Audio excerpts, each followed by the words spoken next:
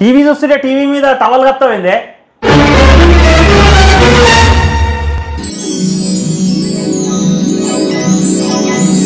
ఇదేంది ఇట్లా ప్రవర్తిస్తుంది?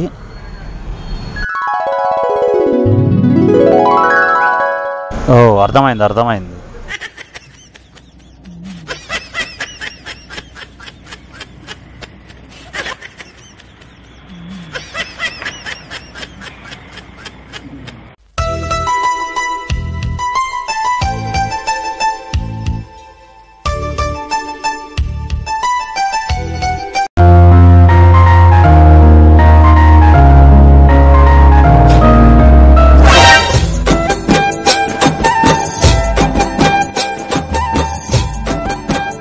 ఏమండి, నా దగ్గర 6 eggs ఉన్నాయని అనుకోండి.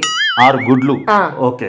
అందులో 2 పగలగొట్టేశాను, అందులో 2 ఆమ్లెట్ వేసేసాను, 2 తినేసాను. ఇప్పుడు నా దగ్గర ఎన్ని ఎగ్స్ మిగులుతాయి? ఇంకేం మిగులుతాయి? ఏం మిగులు? 6 కార్ అయిపోయినాయి కదా. అంతేగా. ఏం కాదు, ఆలోచించండి. ఏం మిగిలవే? లెక్కలు రావా? అయ్యో మీరు కాదు, మన కామెంట్ బ్యాచ్ వాళ్ళందరూ కూడా కామెంట్ సెక్షన్ లో పెడతారు చూడండి ఆన్సర్. కరెక్ట్ ఆన్సర్ ని మీరే చూసి పిన్ చేసుకోండి. అంతే కదండి, ఏం మిగిలవు, అదే పెడతారు కదా మీరు. ఏం కాదు, మీరు పెట్టండి కామెంట్లలో. అబ్బా సంధ్య, ఆ పక్కింటి ఆవిడ చూడు, వాళ్ళ అత్తగారిని ఇంత బాగా చూసుకుంటున్నారు. ఇక్కడ సంగీత కచేరీ అయినా దగ్గరుండి ప్రేమతో పంపిస్తున్నారు చూడు. ఓహో, మీకు అలా అర్థమైందా? అది కాదండి, మంచి సంగీతం వింటే నా ప్రాణమైన ఇస్తా అని చెప్పని వాళ్ళ అత్తగారు అన్న మాటల కోసం ఎక్కడైనా ఒక దగ్గర మంచి సంగీతం దొరకకపోతుందా అన్న ఆశ కొద్ది పంపిస్తుందండి. అవునా? నేను ఇంకా అంత ప్రేమ అనురాగాలు ఎక్కడికి వచ్చినాయని అనుకుంటున్నాను. వామో, ఇంత పెద్ద ఫిట్టింగ్ ఉందా? మీరు ఇవే మాట్లాడుకుంటారా? అంతేగా.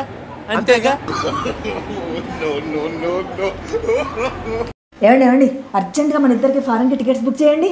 ఫారెన్కా? దేనికే?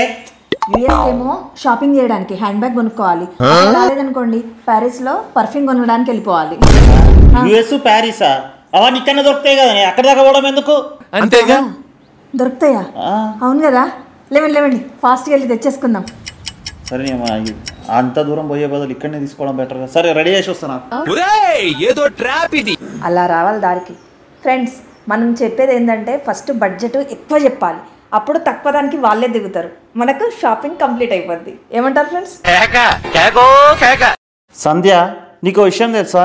కొన్ని ఇంగ్లీష్ పదాలు కూడా తెలుగులోకి వచ్చినాయనే విషయం నీకు తెలుసా? నోరిప్పలే అర్థం కాలేదా? ఇప్పుడు నేను నిన్ను క్వశ్చన్ అడిగినాను, నువ్వు నో రిప్పలేదు అంటే దాన్ని నో రిప్లై అంటారు. అలా వచ్చింది అన్నట్టు. నో రిప్లై అంటే నో రిప్పలే. అంటే నో రిప్లై అంటే నో రిప్పలే దగ్గర నుంచి వచ్చిందా? ఏం చెప్పావురా? మీకైతే ఎన్ని విషయాలు తెలుసండి, నిజంగా మీరు.